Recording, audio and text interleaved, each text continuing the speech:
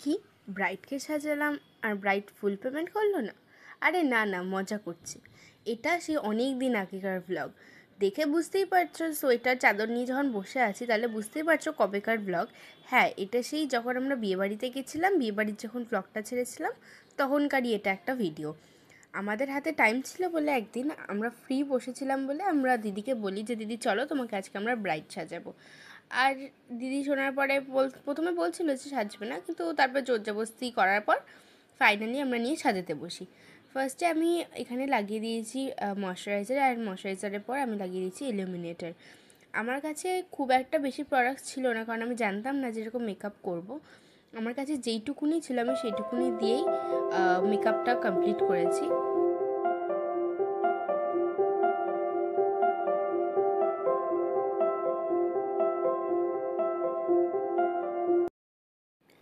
তারপর primer use করার পর আমি এখানে লাগিয়ে দিচ্ছি লিকুইড ব্লাশ। আর যেটা বললাম যে আমার কাছে তেমন কোনো কিছু প্রোডাক্ট ছিল না, তো এখানে অনেক কিছু আমি ইউজ করতে পারিনি। বাট নেক্সট টাইম আমি যখন কাউকে সাজাবো, কারোর উপরে যখন আমি এরকম ব্রাইডাল লুক করব, আমি নিশ্চয়ই সব কিছু ইউজ করে একদম পারফেক্টলিভাবে করব। আর আরেকটা কথা বলে রাখি, আমি কিন্তু এখানে মানে বিয়ের দিনকের সাজটা সাজিয়ে আমি কিন্তু এখানে রিসেপশনের লুকটা সাজিয়েছিলাম।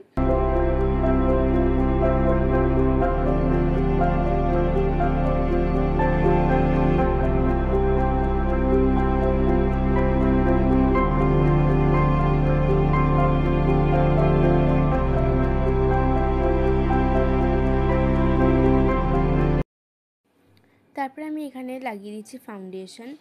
আর ফাউন্ডেশনটা একটু লাইট শেড মনে হতে পারে, কারণটা হচ্ছে এটাই যে আমার কাছে লাইট শেড ছাড়া, মানে আমার স্কিন টোনের যে শেডটা ছিল সেটা ছাড়া আর আমার হাতে ছিল না কোনো অপশান।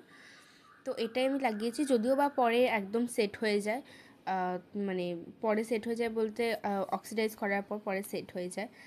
আর হচ্ছে আমি তারপর ব্লেন্ড করে দিচ্ছিলাম ভালো করে ফাউন্ডেশনটাকে।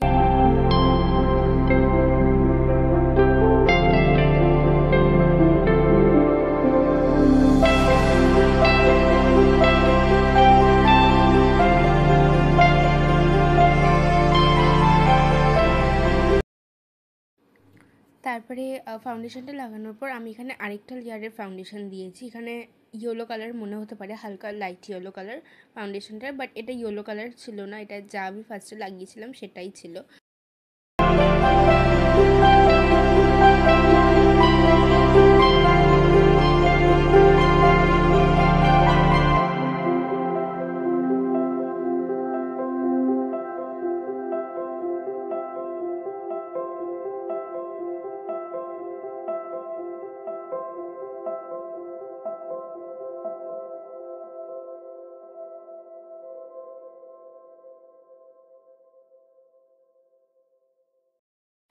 তারপর আমি এখানে ইউজ করছি সুইস বিউটির কনসিলার। আর এটা হচ্ছে একটা হাইলাইটিং কনসিলার, তাই এতটা মানে ফেয়ার টোনের হতে পারে। আর আমি এখানে দিদিকে যেন কী বলছিলাম তাই জন্য হাসছিল। যাই হোক, তো তারপরে আমি কনসিলারটা অ্যাপ্লাই করে ব্লেন্ড করে দিই।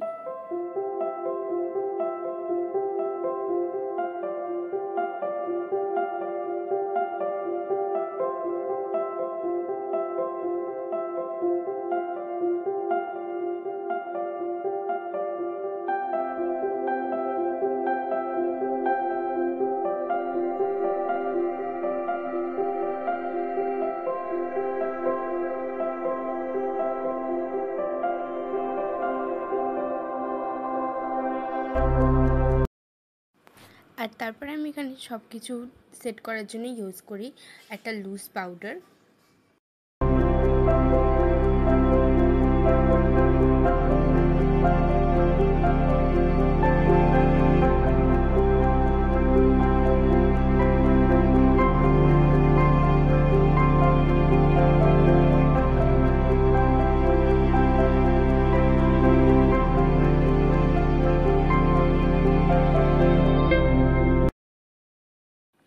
তারপরে এখানে আমি স্টার্ট করে দিই আই মেকআপ। আর এখন যে পাউডারগুলো দেখতে পাচ্ছ আমি মানে ব্লেন্ড করিনি ঠিক করে, ডাস্ট অফ করিনি, তাই জন্য এখানে পাউডারগুলো লেগে আছে, পরে ডাস্ট অফ করে দেবো। শুধু আই মেকআপটার জন্য আমি রেখে দিয়েছিলাম। তো হ্যাঁ, যেটা বলছিলাম, আমি ফার্স্টে এখানে আই মেকআপ স্টার্ট করে দিয়েছি। আর এখানে আমি লাগিয়ে নিয়েছি একটা পিঙ্ক কালারের, লাইট পিঙ্ক কালারের একটা আই শ্যাডো, যেমনটা দেখতে পাচ্ছ। আর আমার ইচ্ছে ছিল একটু কিছু পার্পলিশ পিঙ্ক টাইপের মানে করার, আর তাই জন্যই আমি এখানে করে নিচ্ছি একটা কাট ক্রিজ। মানে দেখো আমি কীভাবে কাট ক্রিজটা করছি, যদিও বা আমি কারোর চোখের ওপরে ফার্স্ট টাইম আমি এই কাট ক্রিজ আই মেকআপটা করছি, আগে কখনো করিনি। তো খুব একটা মানে পারফেক্ট তো হয়নি, বাট আমি আমার 100% দিয়েছি আই মেকআপটার জন্য, সত্যি কথা বলতে। আর আমার ভীষণ মানে ভালো লাগছিলো লাস্টে গিয়ে, সবাই বলছিল যে খুব সুন্দর লাগছে, খুব সুন্দর লাগছে। তো আমি অনেক কষ্ট করে সত্যি কথা বলতে কাট ক্রিজটা করি। আর তারপরে আমি এখানে একটা পার্পল কালারের আইশ্যাডো আস্তে আস্তে করে চোখের মধ্যে অ্যাপ্লাই করি, ড্যাপ ড্যাপ করে। আর এখানে তোমরা দেখতে পাচ্ছ এটা কিন্তু একটা পার্পল পিঙ্ক কালারের একটা আইশ্যাডো, যেটা এই মানে ট্রান্সলেশন শেডটার সাথে কিন্তু খুব সুন্দর যাচ্ছে। আর আমরা মেকআপ করতে করতে গল্প করতে করতে আস্তে আস্তে কখন যে ভুলেই গেছি যে আমাদের ভিডিও আমরা করছিলাম, আর এখানে দেখো কাজল পরানো সব কিছু হয়ে গেছে। তারপরে গিয়ে আমাদের খেয়াল পড়েছে যে ও আমরা তো ভিডিও করছিলাম। তো দেখো ফুল লুকটা কেমন লাগছে অবশ্যই জানিও। আর দেখো দিদিকে দেখতে কি মিষ্টি লাগছে। বলো তোমার সেজে কেমন লাগলো? আমার কাছে খুব ভালো লাগছে। আর লুক নিয়ে স্যাটিসফাইড তো? একদম। হেয়ার স্টাইলটা কেমন হয়েছে? খুব ভালো হয়েছে।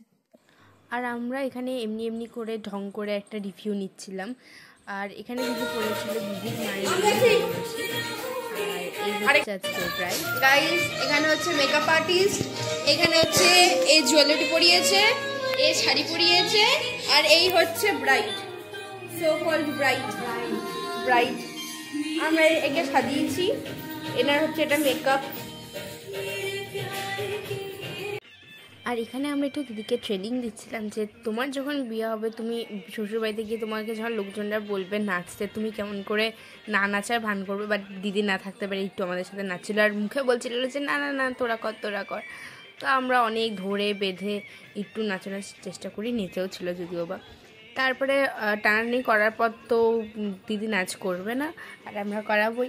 তো শেষমেশ আর করে না, তো আমরা ডিসাইড করি যে ঠিক আছে করবে না যখন থাক, আমরা দুজনেই মিলে করব।